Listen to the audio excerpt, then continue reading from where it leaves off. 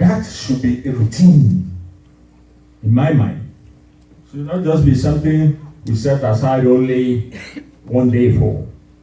In your life, in my life, in my work situation, I should be a billboard for evangelism.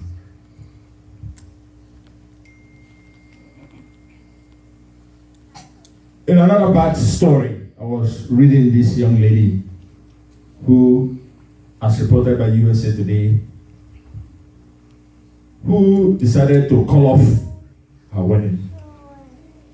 And she's right. It was really devastating to me.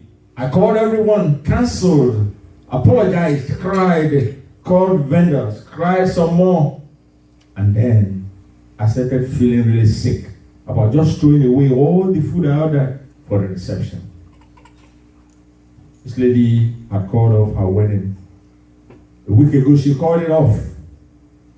She did not say why. She was left with a broken heart and a non-refundable contract for a venue and a plated dinner for 170 guests. Saturday night at the Rich Charles Inn.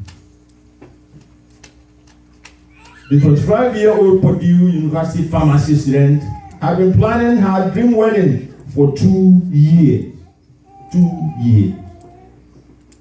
Scrimping and working overtime to save for the $30,000 extravaganza. Then she decided to bring some purpose to her pain. She worked with event planner and then started contacting homeless shelters in Indianapolis, Noblesville, and inviting residents to the party. Oh, I was just thinking, do you prepare and spend $30,000 for a wedding? And this is what it comes to? The Lord will not put you to shame in Jesus' name. Every power that has arranged shame for you, they will be disgraced in the name of Jesus.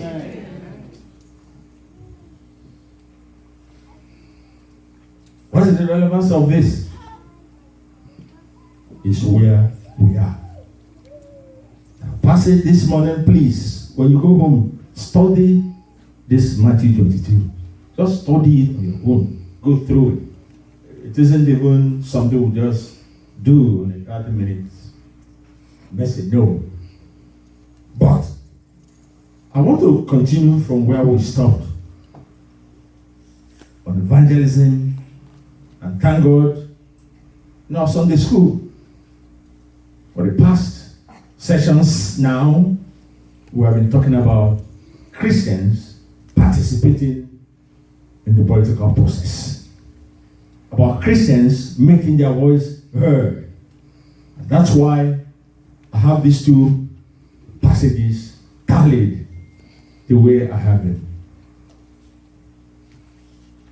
But I'm going to just stick to one little part of this passage.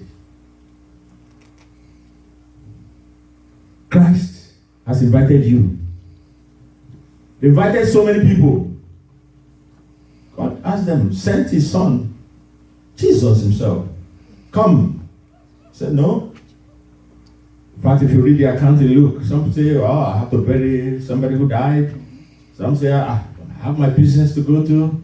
Some say, how can I leave my wealth and follow you? All kinds of reasons. I just got married, some say.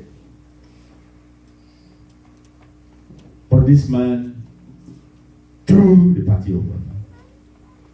It's a special day for his son. And invited all these people, and they have said, no, I don't even know. This is part of the thing you should study. So, because you invited somebody, should they now kill the messenger? Even if they don't want to come? But study this passage. It's very, very interesting and intriguing. The Lord will open up your eyes as you study in the name of Jesus. But it's interesting. They went to the street, come. Doesn't matter. And it is by the grace of God. The call has come to you. You are invited here this morning. Every Sunday you are invited. There should be something special for you any day you get here. There should be something special. Don't just come because you have been coming. No. This is Living Spring International. We look at the word Living Spring. We often ask people don't go to dead churches. We often recommend that you go to a living church. That doesn't mean to live, to be living. And so the man invites people on the streets. But there is that verse 11 and 12. He came around to see who are these guests that we are just picked up from all over, from the streets. Since the original guests did not come, the Lord will not replace you in the name of Jesus. When God has a table for you, you will not be replaced in the name of Jesus. The table the Lord will keep for you in the name of Jesus.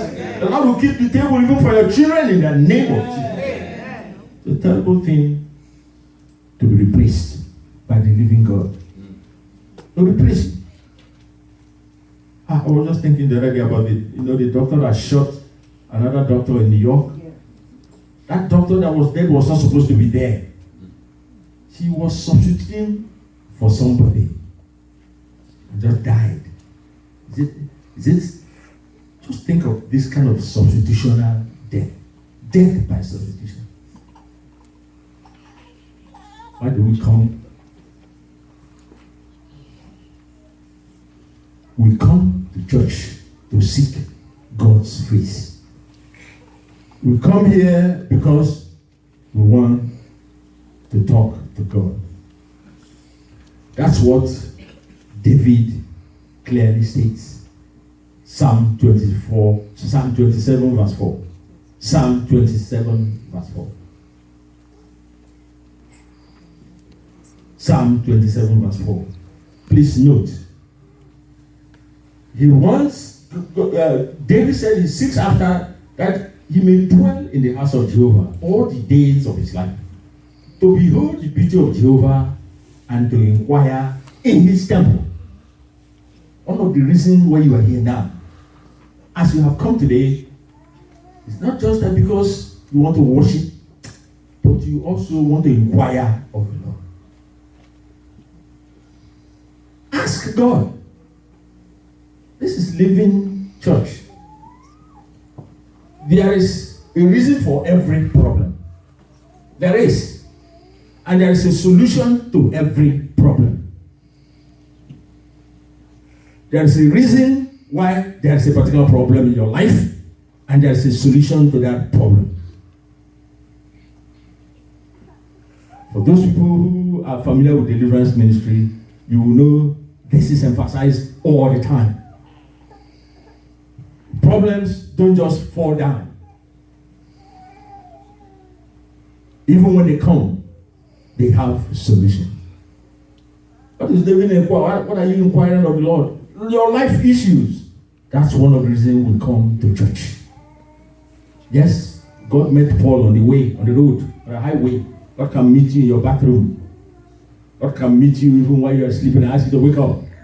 But when you come to the house of the living God, one of the reasons this morning is for you to inquire of the Lord. Why is this so? Why am I having this problem? Why has this problem not gone away? For how long should I pray? Some people are wondering. Yes, the answer may be no, and yes, the answer may be wait. And yes, the answer may be I am still rearranging things for you. But you have to inquire of the Lord. Ask, why is this so? And so, the man, as you have come, you are coming to the presence of the Lord. How dressed up are you? And so, the title of this message, even as the time is taken away, the title of this message this morning is a simple question. Are you dressed for this occasion? Are you dressed? Because as this king came around to see the people that were picked up on the streets anyway to come to this banquet, That's what he had asked in verse 11 and 12. And when the king came in to see the guests, Matthew 22, 11 and 12. And when the king came in to see the guests, he saw there a man which had not on a wedding garment. And he said unto him, Friend, how comest thou in hither, not having a wedding garment? And the man was speechless. Why are you not here? Even if you are here, did you just come casually? And what is your reason? What are the excuses? God has invited you to worship. God has called you to be a Christian. What reason do you have not to dress properly to the occasion? What do you mean dress properly? Are you ready? Are you ready spiritually? What exactly are you doing? And so, it's a question. The man had no excuse. He just came in. But he knew this was a wedding. You just come in casually. That's how most of us come. You are a child of the living God. You are specially chosen. You are not just ordinary. This is not just an ordinary call. There may be few people in the church, but every Sunday you come, there should be something different. Something has to change. Otherwise, that's the point. Why should you go? If my problem remains the same. Our brother was just giving a testimony of how God has been speaking to him. God is still speaking. This morning the Lord will speak to you in the name of Jesus. This morning the Lord will talk to you. The Lord will give you answers to your questions. In the name of Jesus. And so the man had no answer. And the worst thing is now the man was kicked out. If you study this passage in your own. And somebody was asking, I was reading, and somebody saying, how can you call me friend one time, and another time you are pushing me out? And he said, what kind of God is that? Friend? Is that how you just came? You should be ready for an assignment. That is ministry. That's evangelism. You should be ready.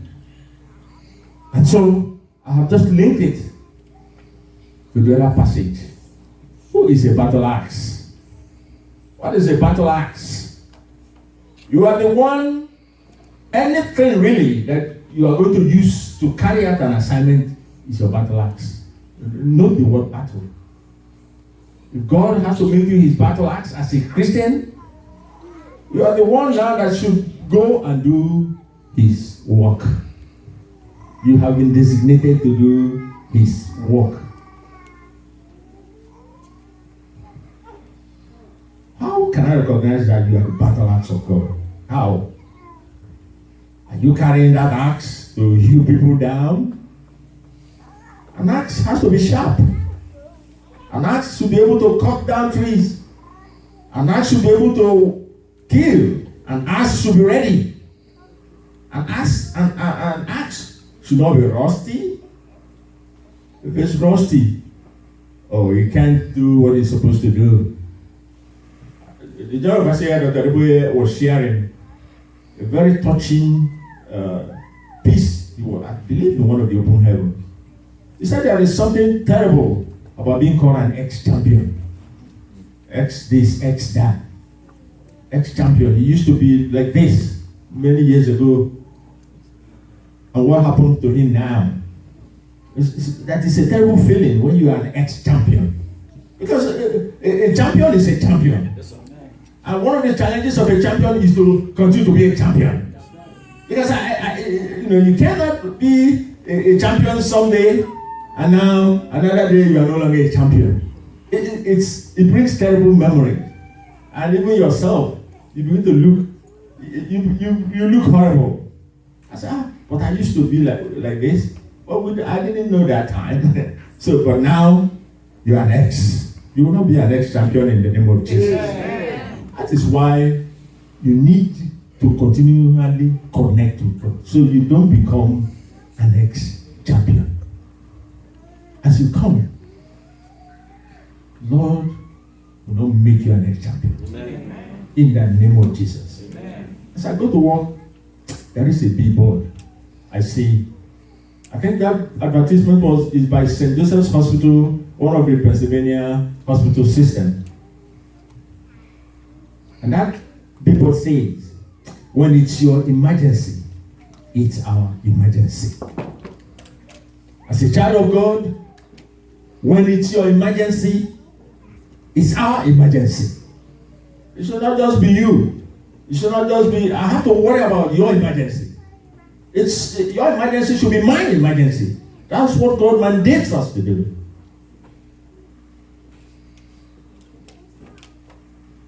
Are you sharp? Are you studying the Word of God to sharpen yourself? To be ready? To be used as a battle axe? Or do you just come, only the one you heard on Sunday is enough? You need to study the Word of God. That's how you sharpen your sword. That's how you are sharpening your axe to be battle ready. It should not be rusty at all. As an axe, you must have gone through fire. There are trials every day. There are temptations every day. But because you have been through them, you stand in a better position to tell somebody, do this, do that, as the Holy Spirit leads you. Praise the Lord. Hallelujah. Why should you be ready? To be used as a battle axe. So God can make you a God over every of your enemy. You have your own issues. Exodus chapter 7 verse 1. Exodus chapter 7 verse 1. Exodus chapter 7 verse 1. And Jehovah said unto Moses, see, I have made thee as God to Pharaoh, and every other brother shall be thy God. One of the terrible things that happens to us as Christians, I think it's terrible, is to be scared of the devil all the time. I almost died today. Why can't the devil say, that Christian almost killed me today? That should be the way it is. Why is it always that the devil almost killed me today? Why can't it be the reverse way? Who has more power? That passage said, I have given you power to trample upon serpents and scorpions and over every other power. Note the word. Power he gave you is not just that I'm a child of God, you stand on the side. It's the power to look the devil in the eye as he knocks on your door. Like we say in pidgin English, Sabeg waka pass. Translation, buzz off. But better still, you should be able to give the devil a black eye. Because some problems will not go away unless you give them a black eye. Be able to throw that stones of fire at that forehead of the Goliath. The Goliath must fall in the name of Jesus. Amen. Your Goliath must fall in the name of Jesus. Amen. Why should it be a battle axe?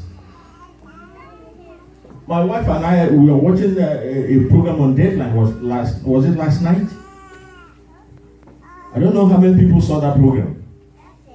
One man was being sentenced to life in prison for really circumstantial evidence of killing the wife. The short story is that the wife, they were married, they had like 3 children, I believe. And this woman decided to have an affair with some even older gentleman and decided to go, because he was a house husband, basically. He was taking care of the kids while that woman worked. But the woman now said she decided to walk away with another man. And somehow, that new man got killed. And they now started to look at all the circumstantial evidence. That's how they were sentencing him to life in prison. And all along, in truth, from everything they have done, no evidence linking him to it. None. But just based on all the things, his movements, his thought process, because he has even visited the place, he has, everything. Now, I'm not saying that he's innocent. That isn't the point. But what I really took out of it, I was talking to my wife, we were discussing it. There was no voice for the man. The other man who was killed, the community, they were rallying. They even came on placard. They must seek justice. This man took somebody else's wife. There were so many people who came to support him. Why? This other man, there was no voice. The reason why you should be a battle axe as a Christian, as an evangelist, is to be a voice to the voiceless.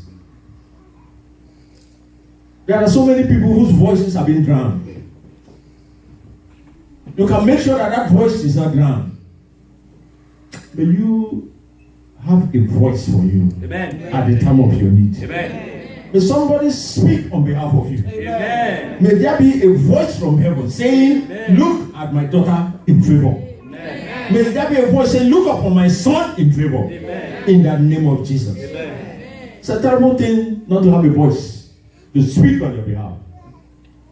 So they will just throw him in jail and throw away the key.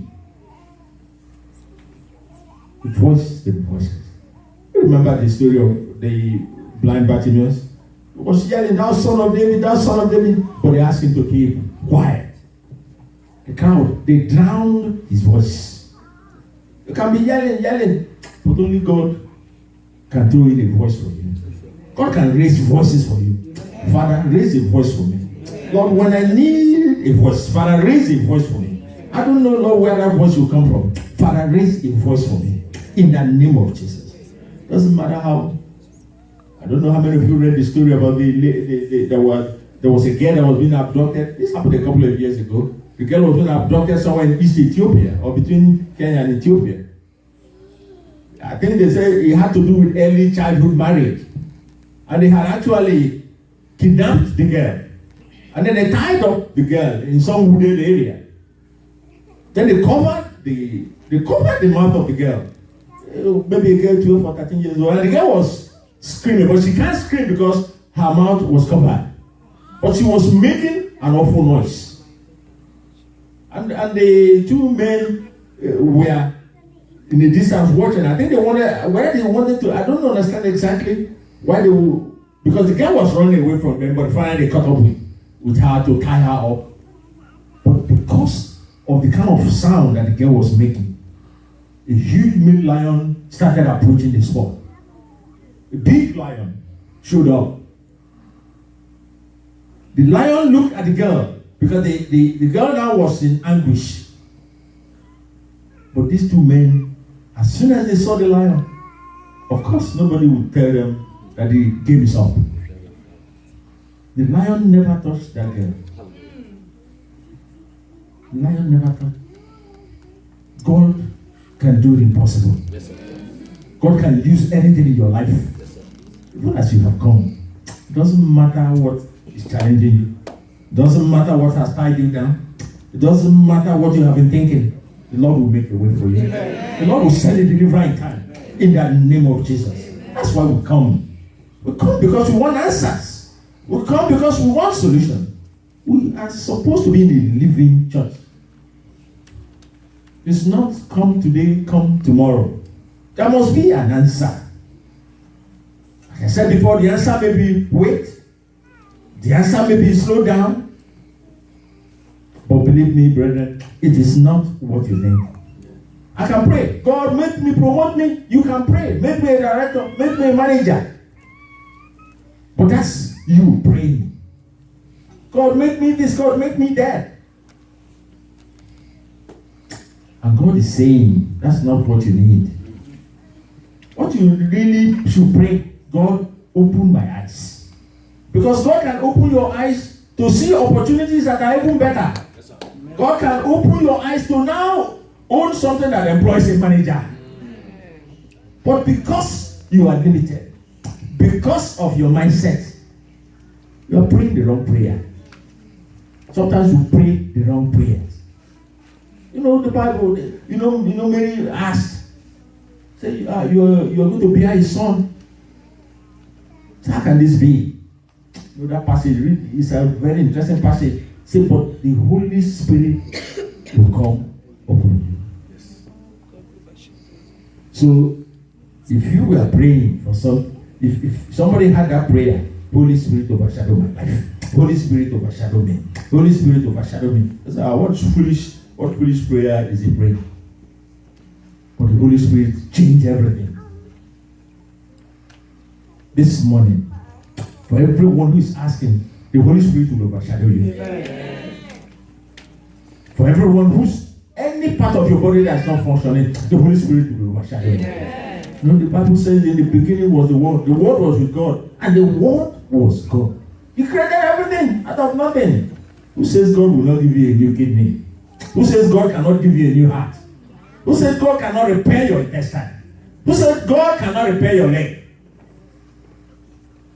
Who said that? God can do the impossible. That's something God cannot do. Praise the Lord. Hallelujah. Give the enemy a black eye. One of the reasons why people don't follow us to church, as I was mentioned the other time, is because they have not seen something different. Just like now it was in the days of King Ahab. There was adultery, there were even sexual worship, there were all kinds of adultery, all kinds of things going on. Until Elijah came on and said, let's check this your God and my God. Read that passage again in 2 King, I think it's in 2 King, in 1 King 18:37. As Elijah prayed, as they prepared the altar for sacrifice. 1 Kings 18:37. And then 39. 37 says, hear me, O Lord, hear me, that these people may know that thou art the Lord, God, and that thou hast turned their heart back again. First cleanse the place, cleanse his heart, cleanse the altar, and pray that prayer. And in verse 39 we read, and when all the people saw it, what did they see? Fire came down from above, consumed the sacrifice, licked all the water, everything. They have no choice. They say, the Lord, He is God. The Lord, He is God. There's no reason why they will not go to your church. Give the devil a black eye. He came to arrest Elijah again. And again he said in 2 Kings 1:10, if I be a man of God, let fire fall. It was I think my wife was telling me a story of an event he had watched, seen in the marketplace or on the street side, where somebody was having a seizure. And all the people around him deserted the man that was suffering from the seizure. And I was saying to myself, this happened when I was a child, that when they see people like that, people run away. Even now that I'm an adult, this kind of thing still happens. And I'm thinking to myself, what's all this noise about Christians and faith, and who are these people around him? They're all running away. They did not want to go close to a man who was having seizure. He could just die there. And that's the end of the story. Something killed him. He fell off. And that's a place, supposedly, where we worship this living God. People of faith everywhere. So somebody was narrating an event on an aircraft. You know what they will do? If somebody is getting sick on a plane, of course they will say, is there a medical doctor on the plane? Then they go in that order. Finally, they may now say, is there a bishop? Is there a pastor? Is there? And actually, I was listening to a testimony. This actually happened to someone. So, suppose you were there.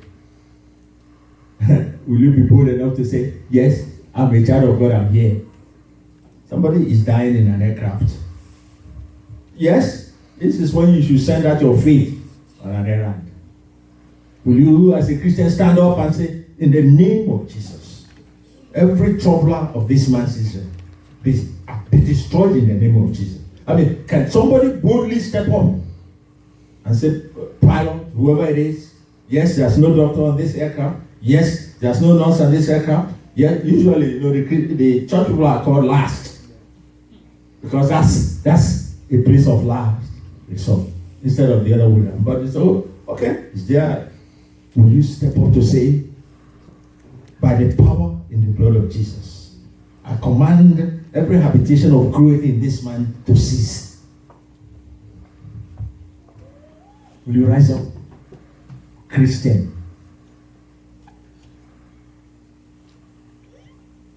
What will it take? What exactly will it take? We're talking about being a battle axe. We're talking about being the GPS that points people to the right direction. We're talking about you directing us the proper way. We are also talking about you having the spirit of discernment. It will take stubborn faith. A lot of Christians, sorry to say, don't really have faith. They may claim they have faith, but not so. Because for one thing, in this part of the world, your faith has never been challenged anyway. It has never been put to test. Until you are in a place where, even to get in line, you have to pray. In some places, every day you leave your house is an event. Stepping out from your home is an event. So it's hallelujah when you come back to the same house. Most people who live here don't understand this. When you say it, it sounds like it's funny. It does happen. You go out in the morning, thank God. You come back safely at night, I'll give you the glory, Lord. It's not something, in our case, we only begin to pray when there's really a crisis. And so, what does it take? You need special anointing over. Ask for anointing. Father, anoint me today. Let the Spirit of God overshadow me. As I step out of this house, as you step out of this church today, the Spirit of the Lord will overshadow you. Amen. You will need that special anointing. That is why David went straight to Goliath. And Saul was scared. Saul was even saying, that man is a tested warrior. Come and wear protection. And David looked at him, what protection? I have protection in the Lord. And so while Saul was shaking, David was running towards Goliath. What does it take? Your stubborn faith, your special anointing. You should be the guide. You will be a fearless Christian. I was reading the Christian, I think that's called the I think it's called Christian Monitor. It is the story about the 21 martyrs. Some of you have not heard about the 21 martyrs. These are the 21 men that were killed. And of course, the ISIS people put it on their website.